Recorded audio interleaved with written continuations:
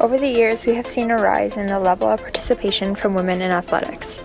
As we see an escalation in the number of female athletes and the increase in popularity of women's sports, it is important to understand the different factors that affect women in sports and the factors that differentiate them from men. Although this video does not attempt to create a battle of the sexes by comparing male and female athletes, it is crucial to understand that these two differentiate anatomically and physiologically, in order to reason why male and female athletes should compete separately in certain Olympic events. Hammerman, an Israeli physicist, compared world records for both men and women in a total of 82 events. Among these events were 100-meter free, 100-meter breaststroke, marathon race,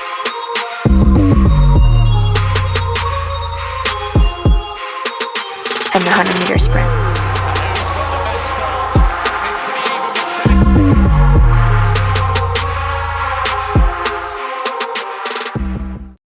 We can see that the women and men hold the same level of skill and are all visibly in incredible shape.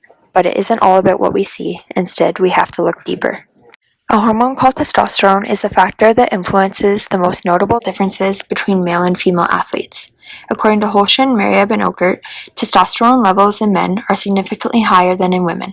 First off, increased levels of testosterone result in greater musculature. This in turn results in greater strength, power, and explosiveness in movements performed by males as compared to females. Moreover, because testosterone promotes protein synthesis, males, having more testosterone, tend to produce more of a protein called hemoglobin. A study performed at the University of Georgia School of Health and Human Performance showed that men have higher levels of hemoglobin in their bodies than women, which puts them at an advantage before they are even on the racetrack. Hemoglobin is an oxygen-carrying protein found in the bloodstream. Interestingly, hemoglobin content differs by 10% between the sexes, which is the same margin of difference found by Hammerman in Olympic events.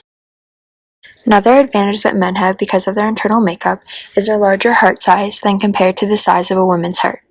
A smaller heart in the body of a female means that the total amount of blood pumped in a certain period of time and the amount of blood pumped by the heart per beat is significantly lower.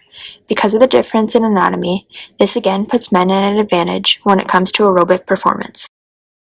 What would happen if elite male and female athletes were to compete at the same time in one of the previously mentioned events? The most visibly clear example was retrieved from a 2017 mixed 4x1 relay race where teams made up of 2 men and 2 women each competed against each other. The following segments taken from the race help demonstrate the points previously presented in this documentary. Here are the first 100 meters of the race. So the final event, Nitro, and Powell, as you'd expect, quickly past Jenica, quickly up for the Kiwi and Berryman, and Powell goes to Bolt on the back straight, gets it to... Now, let's go back and analyze this part of the race. Notice how the sprinter circled in red is the only male athlete at the start of the race. So the final event, Nitro, and Powell, as you'd expect, quickly past Jenica, quickly up for the Kiwi and... Look at how quickly he gains an advantage over the other female contestants. By the time the sprinter passes on the baton to the next member of the team, he is already in first place. Berryman, and Powell goes to Bolt on the back straight, gets it to... Now the last 100 meters of the race. And now the last baton change of the All-Stars, clean they are, and Samo gets it, and they're away, and Usain and his All-Stars team are going to be the Nitro champions. They fly away home. Look at the battle for second and third. Let's look at that clip a second time. Now the last baton change of the All-Stars, clean they are, and Samo gets it, and they're away, and First, notice how the sprinter is the only male racing the last 100 meters of the race, and look at how far behind he is when handed the baton. And his All-Stars team. Now, witness the physical effects of testosterone on this male runner as he quickly catches up to the competition. Are going to be the Nitro champions. They fly away home. Look at the battle for... In fact, he even beats one of the other sprinters. This clip does a fairly good job at showing the clear physical advantages of males in comparison to females. However, this does not necessarily mean that men are superior to women. Simply put, males and females naturally differ anatomically and physiologically. Therefore, it is only fair for males and females to continue competing separately in Olympic events.